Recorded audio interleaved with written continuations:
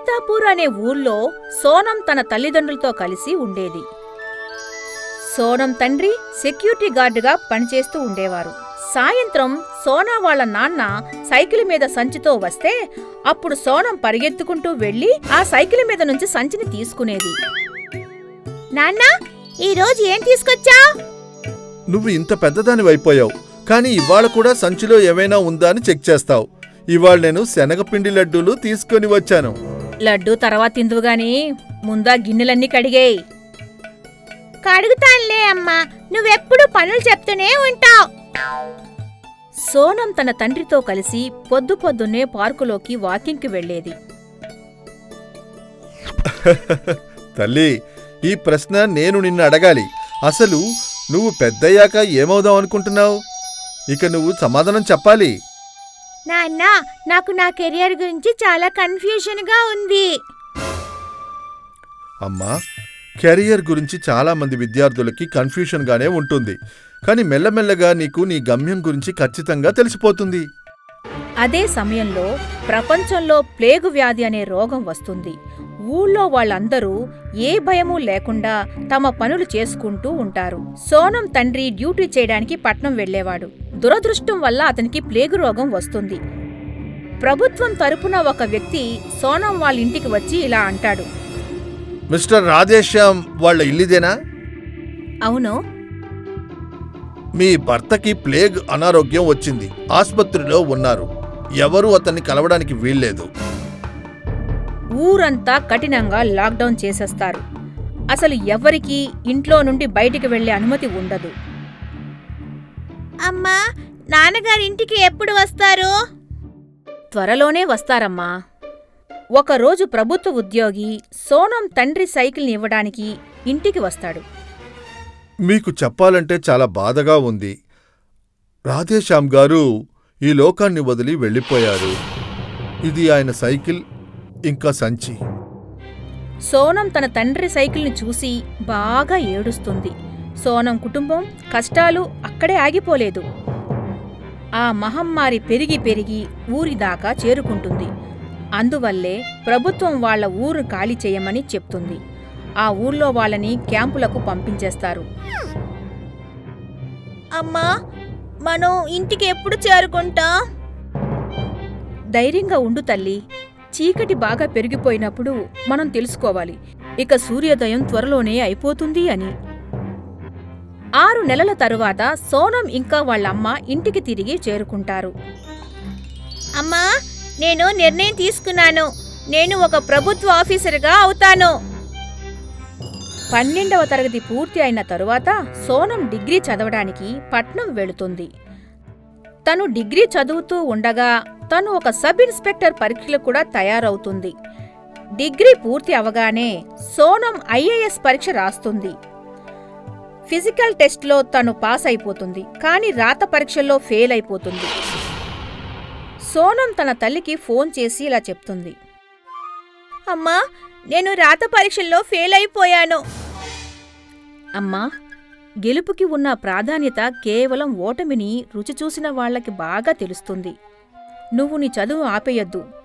వచ్చే ఏడాది మళ్లీ పరీక్ష రాద్దుగాని.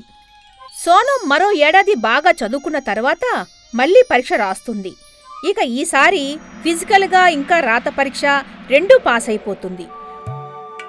పోలీస్ ట్రైనింగ్ తరువాత సోనం డ్యూటీ రాంపూర్ జిల్లాలో వేస్తారు. ఒకరోజు బస్సులో ఒక అబ్బాయి వెళ్తూ ఉంటాడు. బస్సు సడన్ గా ఆగిపోతుంది. దాంతో ఆ అబ్బాయి అమ్మాయి మీద వచ్చి పడతాడు. నీకెంత ధైర్యం? నువ్వు నన్ను వచ్చి ముట్టుకుంటావా? లేదు, నేను కావాలని అలా చేయలేదు. బస్సులో బ్రేక్ వేసేసరికి అలా జరిగింది. ఆ అమ్మాయి ఆ అబ్బాయి మాటలు అస్సలు పట్టించుకోదు. ఆ బస్సు మొత్తం గట్టిగా అరుస్తూ ఇలా అంటోంది. ఈ అబ్బాయి నన్ను పట్టపగలే నన్ను ఏడిపించాడు. బస్సులో ఉన్నవాళ్లు ఆ అబ్బాయిని చితక్కొడుతూ ఉంటారు. సోనం డ్యూటీ అదే రోడ్డు మీద చేస్తుంది. సోనం వెంటనే బస్సు లోపలికి వెళుతుంది. వెళ్లి ఆ అబ్బాయిని కాపాడుతుంది. ఒకవేళ ఎవరైనా ఈ అబ్బాయిని ముట్టుకుంటే వాళ్ళని జైల్లో పెడతాను. కానీ తను నన్ను ఏడిపించాడు. నేను చేయలేదు. బస్సులో సడన్ గా బ్రేక్ వేయడం వల్లే ఇదంతా జరిగింది. ఆ అబ్బాయి తప్పు ఉన్నా లేకపోయినా ఈ విధంగా ఎవ్వరికీ అబ్బాయిని కొట్టే అధికారం లేదు. అర్థమైందా? మేమంతా వీడిని ఇక్కడే కొడతాం.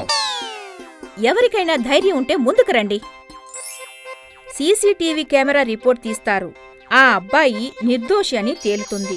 న్యూస్ పేపర్స్లో సోనం గురించి గొప్పగా రాస్తారు. ఇక సోనం ధైర్యశాలి అయిన లేడీ ఆఫీసర్గా పేరు తెచ్చుకుంటుంది.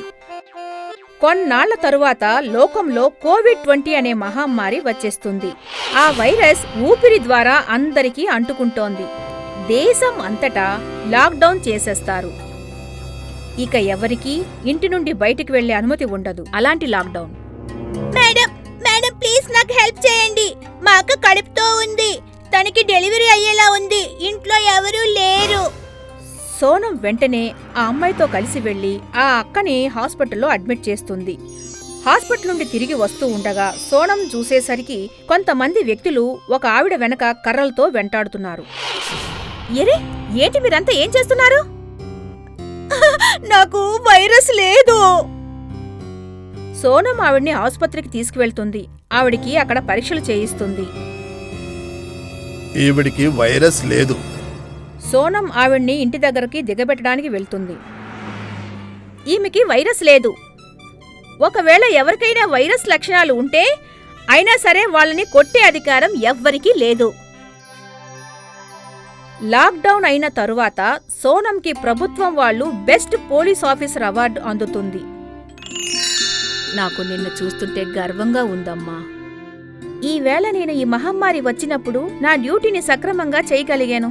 ఎందుకంటే నేను స్వయంగా ఆ మహమ్మారి బాధలు పడ్డాను కాబట్టి. ఈవేళ నాన్నగారు ఉండి ఉంటే చాలా సంతోషించేవారు. గీత ఇంకా సునైన 10వ తరగతి చదువుతున్నారు. ఇద్దరూ మంచి స్నేహితురాళ్ళు. ఇద్దరూ క్లాసులో బాగా అల్లరి చేసి సరదాగా ఉంటారు. గీతా చెప్పు, రాజు గోస్ టు స్కూల్కి పాస్ట్ టెన్స్ ఏమవుతుందో? తెలీదు మేడం. గీతా, నువ్వు చదువులో చాలా వీక్గా ఉన్నావు. నేను నీ వయసులో ఉన్నప్పుడు నాకు టెన్స్, యాక్టివ్ పాసివ్ అన్నీ బాగా వచ్చు. మీ టీచర్ చాలా మంచి టీచర్ అయి ఉంటుంది. అందరికీ అంత అదృష్టం ఉండదు కదా మేడం.